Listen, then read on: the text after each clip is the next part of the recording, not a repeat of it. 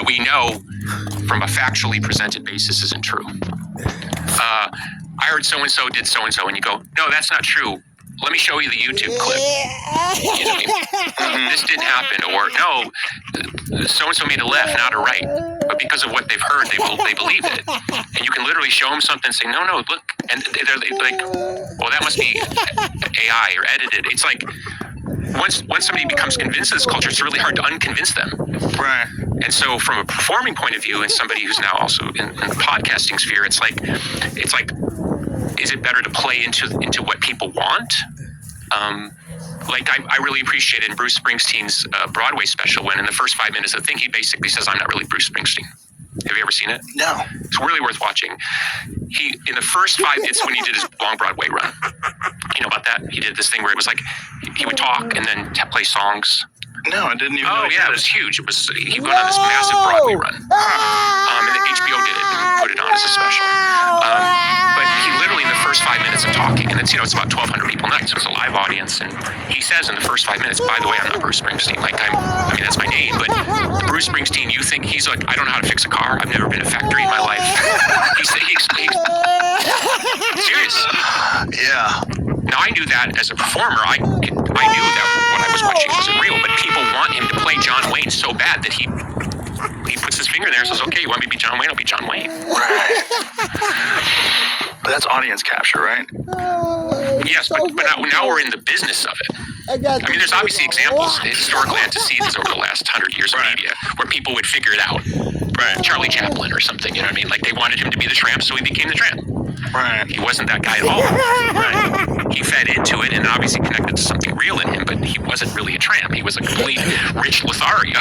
Well, you really see it in The Dictator, that movie, The Dictator? Yeah. Where he has that insane speech at the end. Oh, yeah. Uniting the world. Yeah. Yeah. Well, he was out and out socialist, basically. And a brilliant guy. Like, it was just really crazy when you think about how silly his character was. His character was this like bumbling, stumbling goof. So that's what I'm saying. What is more valuable? What the public wants from you, or what is true? In the entertainment world, we're used to it, right? Yeah. Like, you could play Joe Rogan, comedian, at the drop of a hat, because you've done it. And Joe Rogan, the UFC announcer, you know, just, I'm not saying it's not who you are, but it's an extenuation. We say in wrestling, you turn the volume up to 11. Right. It's still Joe Rogan. I don't see him being disingenuous. I can't even think of one time I've ever seen you in any media where I thought that he's not playing. He's not Joe Rogan. You know what I'm saying? Right. I've done it. I've played other people. So what I'm trying to say is, now we're in this thing where, like, everybody's doing it. I mean, everybody.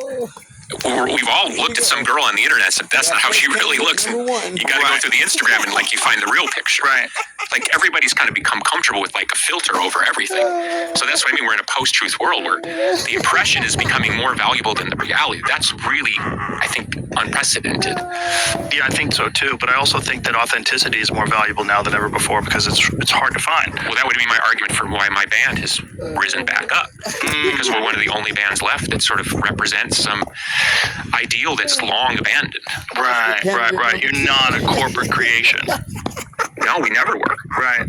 And there's so many of them now, you feel like, you know, like, you ever seen Kinnison's bit about the monkeys? The band The Monkeys? Yeah. I don't give you that. Well, it's a bit about Manson. It was, and then, you know, he does this bit about the monkeys, about they weren't a real fucking band, like, cause, you know, they were pieced together by a corporation. The monkeys, like, which were great. The monkeys are great. I'm a believer. They have some great songs, but they were kind of one of the first corporate creations. But I actually, on my podcast recently, interviewed Mickey Dolenz. Oh, wow. And we talk a lot about this very subject. It hasn't aired yet, but he was less interested in the discussion than I was, because my argument would be is that the monkeys are actually the template that came.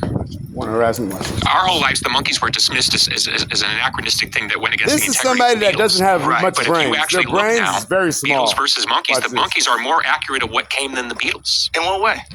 Because authenticity is less and less and less important. Oh. Those who establish authenticity, and I would include myself amongst that, and I would include you in that, they're very valuable. But you also know, because of your I can make public everybody's things that have gone on, you fantasies have to come stand there and take real. a lot of shit. Harassing black people, Because I'll make your fantasy come just true. even speaking your own truth is inconvenient in I'll a help you post-truth world. harass me to the max. Right? And I'll go to each life. It's actually more politically expedient to create a character that can navigate this new world, and by the way, change on a dime.